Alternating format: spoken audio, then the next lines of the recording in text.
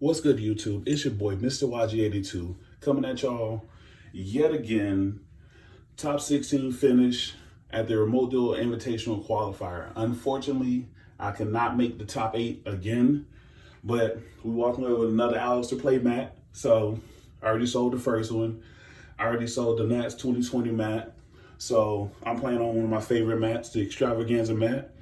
So let's go ahead and dig into this profile, shall we? So of course I'm still playing. All right, so for my Tribegate package, I'm playing the triple Fractal, triple Kuraz, triple Nerval, double Kit this time, double Revolt, and the one Rendezvous. So I chose to play the extra kit this time because I tried it with the Rescue Cat package. Didn't really like it. I'll probably revisit that later on in the month when we get the next set, the Lightning Overdrive, when we get the new Link 2. But as far as right now, this is an amazing package. I love the 3 Kuraz because it's just an extender. So when they think they stopped you, or you already burned your normal summon on your Zoo, you clear board with Zeus, whatever the case may be, and then you just follow that up with Kuraz and keep going and put in that extra work. The 2 Revolts, of course, because a lot of times if you're doing the bird statue, which I'm still playing, you unfortunately can't activate Revolt. So I didn't want to max out on that when most of the time I can just win just with a barrier lock.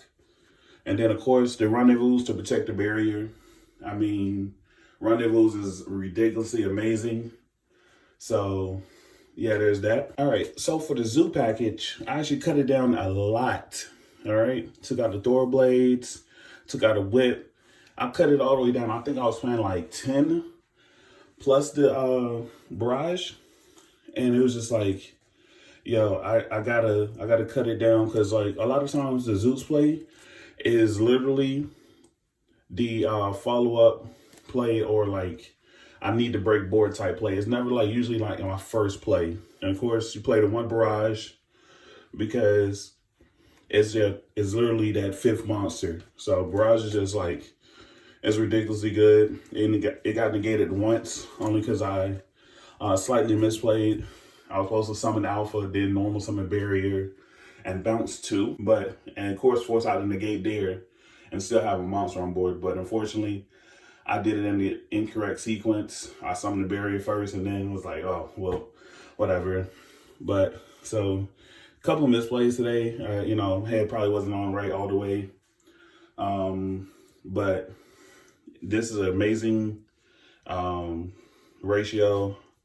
I can see myself playing 3, but honestly, like I like the 4 because I like to have those extra monsters, those extra names. It might get cut down to 3 when we get the new support with the Link 2 because I haven't played Rescue Cat, so got to make space for that and Gammas and stuff like that. So we'll see where we progress from there, but definitely be on the lookout for that later on. But for right now, this is what our top 16 with. Of course, the centerpiece of the deck, you can't really explain like why you play Tinky because Tinky is just like literally a searcher for all your Zoo monsters and your Fraxall. So it's just literally like the card that brings both engines together. It's like, hey, you can search either side of the engine that you want or need, and you just go ham from there. I think this never got ashed all day. It was ridiculous. So yeah, 3 Tinky, of course. So for the rest of my spells, I played triple Droplets, Feather Duster, and Monster Reborn. I played a low spell count. I think I played like 10 spells and then the rest monsters. And I played 3 traps. Third trap is, of course, Imperial Order because it's ridiculously strong and everybody's main deck of Droplets as well as Dark Rule no more if they can't afford Droplets. So having that Imperial main deck is so clutch. I literally stopped the entire turn with just Imperial, but I wound up losing in time because I didn't have time. Like I Zeused them twice and they left me with so little time because it was Virtual Worlds. I couldn't even get to my battle phase and just swing to put them lower than me so we can have a draw at least. So I wound up taking the loss on that one because of Imperial. But other than that, I would still play it because it's still really good and it's even better with one of the hand traps I play in my side deck. So you'll definitely like that when I get to it. But this rounds out the spells and traps. Only things left, the barrier statue and Big Bird himself. There was so many games where I drew the barrier statue or the bird. Like I think it was 2 games in a row where I drew the Big Bird and I drew barrier statue.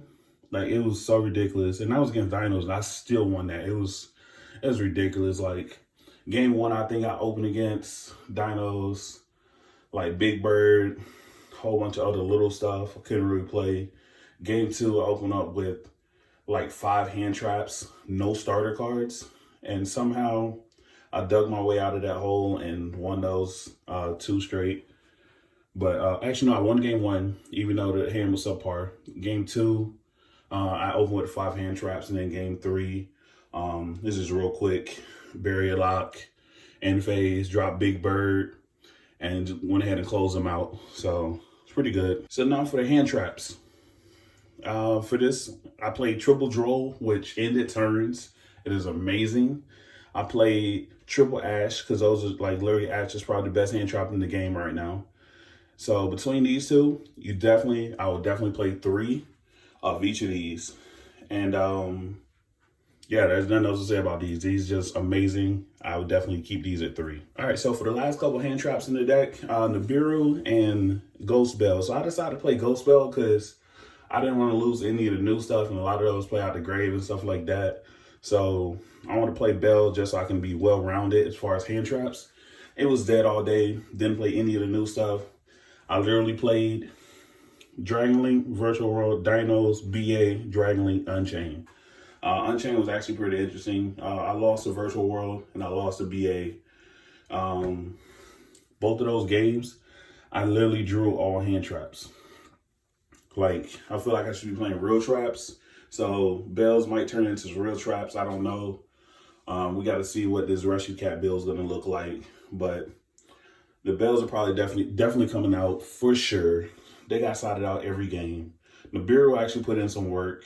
Not enough to stay main deck. So these might be the Gamma package going into the next format. We'll see. But big thing, changing out the hand traps for whatever format that you're actually playing in is a big help. That's all I got to say about the hand trap. All right, so for my Zodiac package, I played the second Chalkanine. I just love the summon, rat, dump, make Chalkanine, link 2, special Tribegate, and proceed to play the game. I definitely love that. Especially with Lancia being very integral in like games 2 and 3, being able to do that play makes you safe from Lancia. So, you know, playing 2 Chalkanine, you can just go ahead and check that box, mark safe from Lancia. All right. So I would definitely keep the 2 Chalkanines. I probably have to cut something else to put in the link 2. I actually got a culprit. He was the last one in, first one out. But yeah, I'll save him for last. We'll go ahead and continue with the extra deck. But this is the package I played in the extra deck. All right, so this is the rest of the extra deck. So of course, last one in, first one out, access code talker. I literally, when I was doing my deck list, I looked at it and I only had 14 cards in the extra deck. I was like, I gotta add a card. What to add? I added access code. It was either that or Appaloosa, and I was just like, I don't care for neither one of them, honestly. So access code is probably coming out for the link 2 when he drops. But as far as the rest, standard. The link 4, of course, I kind of want to play fucking 3 of those because it's too strong. Like, there's nothing else to say about that. The course, the Oath, the Conductor, and Baron Blossom, they're all really amazing. Of course, I cheated those out most of the time. Probably need to start making Baron Blossom the hard way more often. I'll definitely be doing that more with the other package. So we'll definitely see about that. The link 3, I think I made it once all day. It's not really necessary to make. He's just there to kind of step in the access code. Actually, no, I didn't make him. I was about to make it to go into the Link 4 the hard way, but I was just like, whatever, just banished 4 and kept it moving. Yeah, he's not really that good, honestly. Like, unless you just have the Link 4 and the Link 3 out, so you can, like, special something on their turn to banish something, which is niche, because, like, that means you need 7 in the grave. It's not going to happen most of the time, to be honest. Of course, some more, because I played a Barrier Lock, and I changed out Link Karibo from Almirage because of the normal summon and link up, the Kit or the Nerval. I originally was playing Link Karibo because I was playing the Airborne Assault to special out the Nerval. So I can link it up into Link Karibo and then proceed to continue playing from there. So probably Armirage is staying, but Airborne Assault might make an encore appearance, especially since we only have one called by. So just being able to, oh, you Lancey at me? Cool. Airborne Assault, Special Barrier, go ahead. You can kill it now. It has no protection, but you're wasting your battle phase, and I'm still in a really good spot. So, end of the day, I definitely like it. I'll keep playing it, but like I said, access code, got to get out of there. But let's go ahead and keep going. Let's get into the side deck.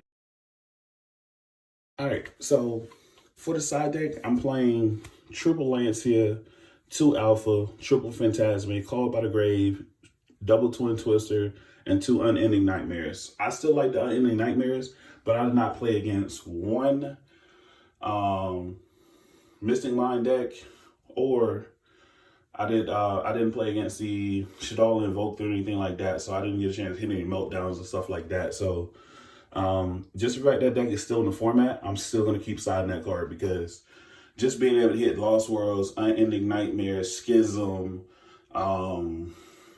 Ravine, like all those like power cards that they need face up on the field, Unending Nightmares, just that, like, I'll take 1,000. I don't care, because like you still got to think about Lancey and stuff like that. So you don't want to play the Cosmics and stuff like that, because you try to Cosmic and they go Lancia, it's like, oh, you just nag for no reason. But Unending, it just gets rid of all that stuff.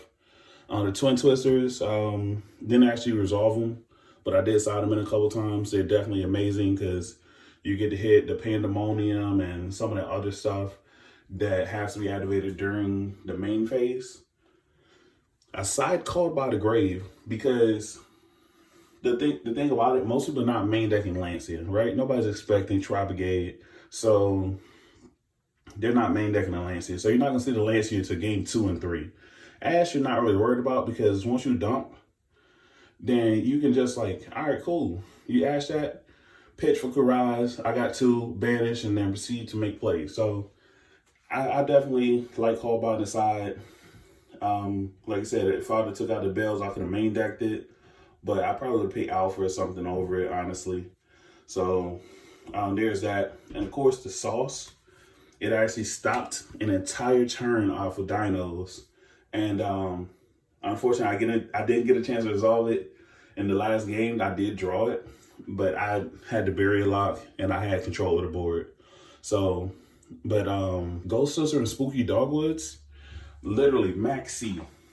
Like with decks like this one, where you just need one card to go, it is so worth just being able to just drop Spooky, and then they got to end their turn, because like I literally like went Lancet against dinos, and they was just like, they gambled me. I was like, cool. I dropped Spooky, and then it was just like they special. I gained 1,000 because it only for effect monsters, not normals, unfortunately. But then they synchro, they attack with both, then synchro, gained another 28, and they passed. That was it, because they didn't want me to keep gaining, because they knew if they would have went full combo, it would have took them at least 2 turns to kill me. So instead, they just like, all right, they just ended on that and try to control the board from there.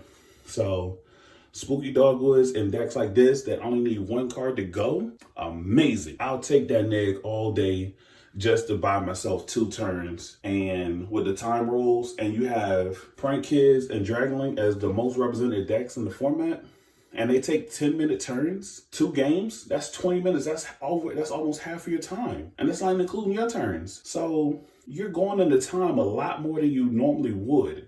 And going into time, Spooky Dogwood, as soon as they go start combo, you just put your arms back, you activate effective special, Spooky, cool.